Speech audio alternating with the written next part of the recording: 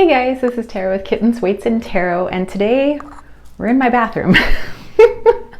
So why are we in the bathroom? Well, because I'm going to need a place that's dark, and right now it's daytime, and so I can't really make the apartment very dark, but if I come into the bathroom and close the door and turn off the lights, it'll be quite dark. So what do we need it dark? One of my friends, Sumy, she sent me some photographs from Halloween night, or midnight on Halloween, that she took of images in smoke. So she had some incense going, she had some candles going, and she was outside and she took some photographs of just anything she can see in the smoke. So here's a little bit of background on that, seeing spirits in smoke.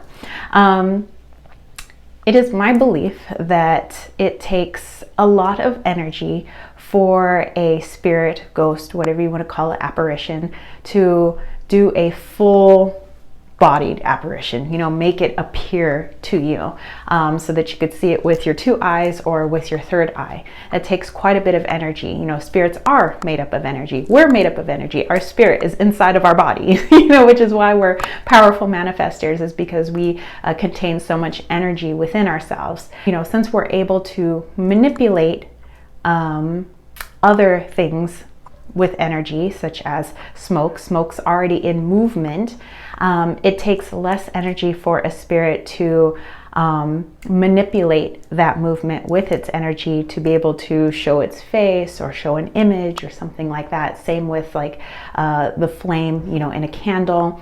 Also other forms of, I would say, peering into the spirit world are when people take a pot of water and they place a camera over it and they kind of move the water about. Since the water is in movement, spirits would be able to manipulate that already moving energy, place their image into it, and you'd be able to take a picture of it. At least that's what the theory is. And I've seen a lot of evidence for that, but this video isn't about trying to get people to believe what I believe. It's just something cool that I think you guys can try, and I just kind of want to put it out there. I know that there are a lot of people that work with smoke and spirits.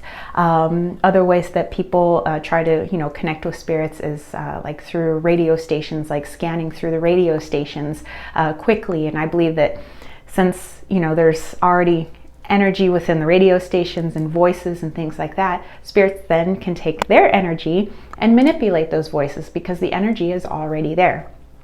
And you think of like bodies of water, like I was talking about the pot of water. Sometimes there's a lot more spirit activity near bodies of water, especially moving water, because as you know, electricity and water, it's a great conduit. So it's easier for spirits to be able to manipulate that. So if something is already in movement, water, smoke, things like that, it's just easier for them to appear. And why would they appear? Well, sometimes because people need that validation. They need to be able to see it with their own two eyes, like, oh my gosh, that's my grandfather, or something like that. Some people need that, others don't, but it is kind of neat to peer into the spirit world, I think, with our own two eyes, especially when, medium like myself, where there's a lot of things that I, feel and hear and see in my third eye, and sometimes with my own two eyes, that it's cool when I can show people what I see, which, I think is pretty cool. So we're going to try out what my friend Sumy did. I'm actually going to post her pictures here so that you can see them.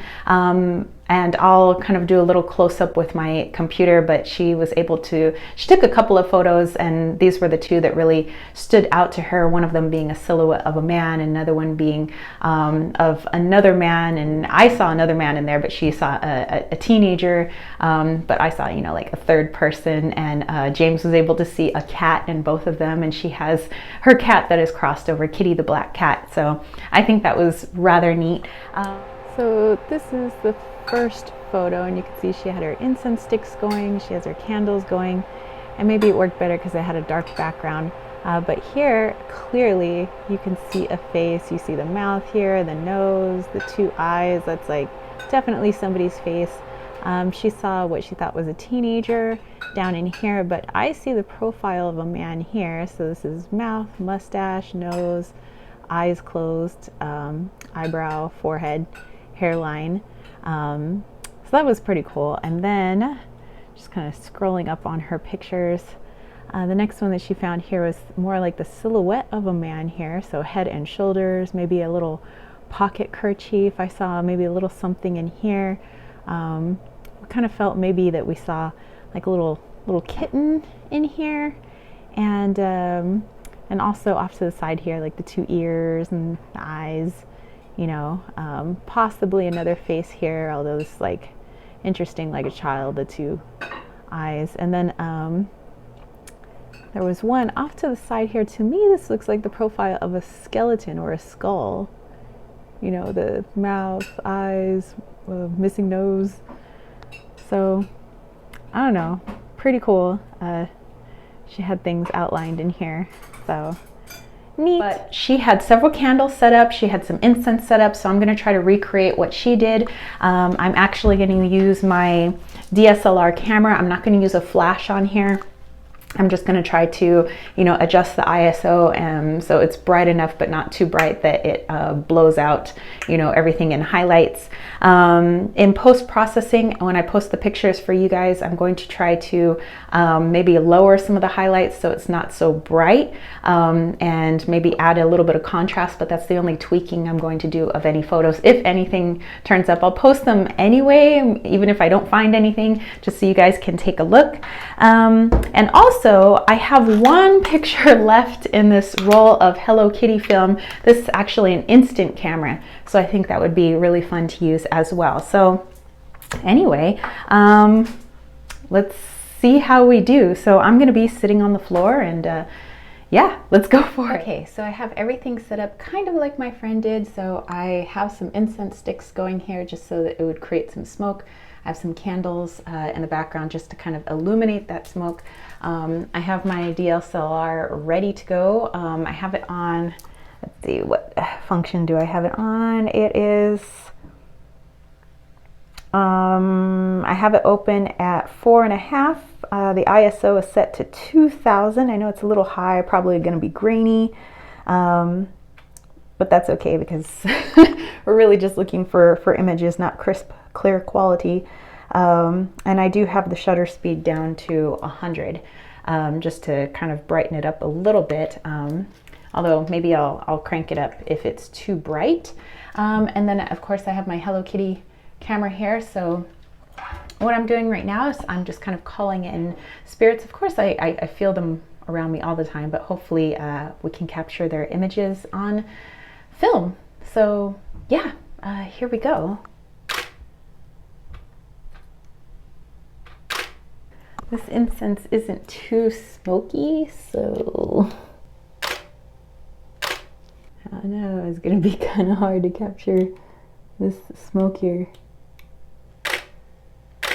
Okay, I don't know if I'm capturing anything, but hey, we're giving it a go. I'm gonna go ahead and turn on the Hello Kitty camera. I'm just gonna wait for the light to come on. Show us that we're ready to go. All right, yes, we are indoors. Okay, let's see how this goes. Let's see if I can make this any brighter.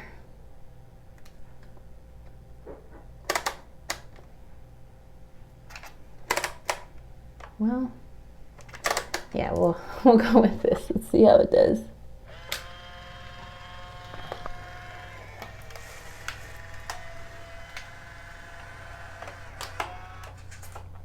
Okay, well, I think that was the last of my film.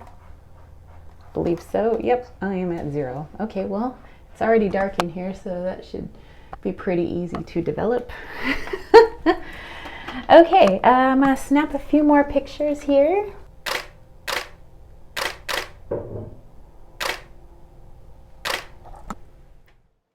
So these were the photos that I thought best picked up the smoke.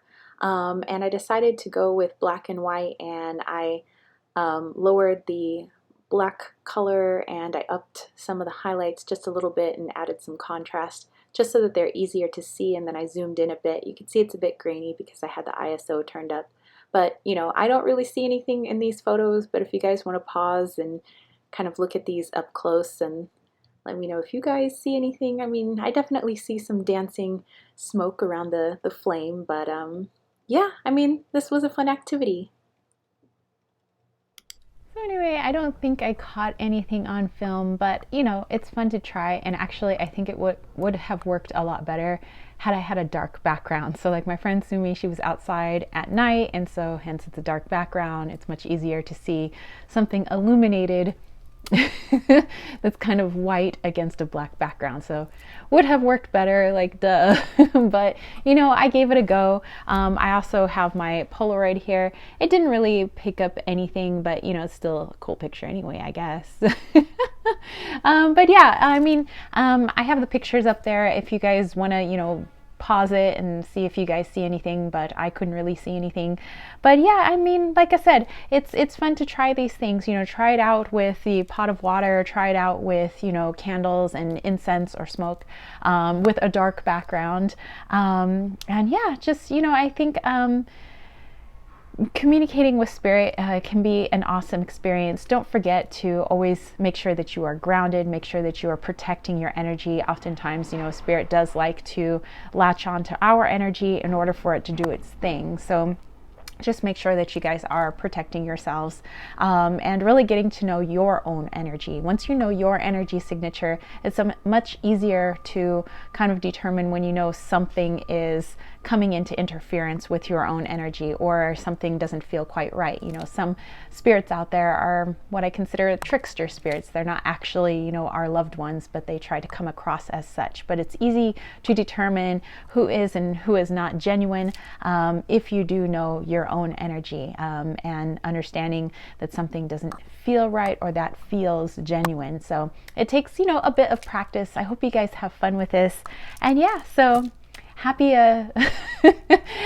spirit hunting. Well, I don't know, really don't want to call it hunting because we're not hunting them, but have fun with spirit communication. All right, so if you guys dug this video, don't forget to give it a thumbs up. Don't forget to click subscribe, and don't forget to click that ding ding ding notification bell for more videos just like this. And let me know if you end up trying this out. Place that in the comment section down below, or if you've had luck with this. I don't know, I don't think you guys can attach photos in the comments, but that would be totally cool if you could. Actually, you know what? You can DM me at Kittens, Weights, and Tarot on Instagram, and I'll make sure to repost your pictures, you know, if you allow me to do so. And Sumy, thank you so much for allowing me to post your pictures here in this video, and letting me know all the background on that. But anyway, I hope you guys had fun. And if you guys want to catch a reading for me, head over to www.kittensweightsandtarot.com. I have a lot of different types of readings. I even have mediumship readings. I have my scrying sessions, conchomancy, Lenormand, bone readings, all sorts of things, room and body sprays that I make, and my Wally's World Oracle. And if you guys are looking for more witchy items, head over to Desert Cauldron. It's all one word, over on Etsy, or check us out on the Instagrams at desert.cauldron.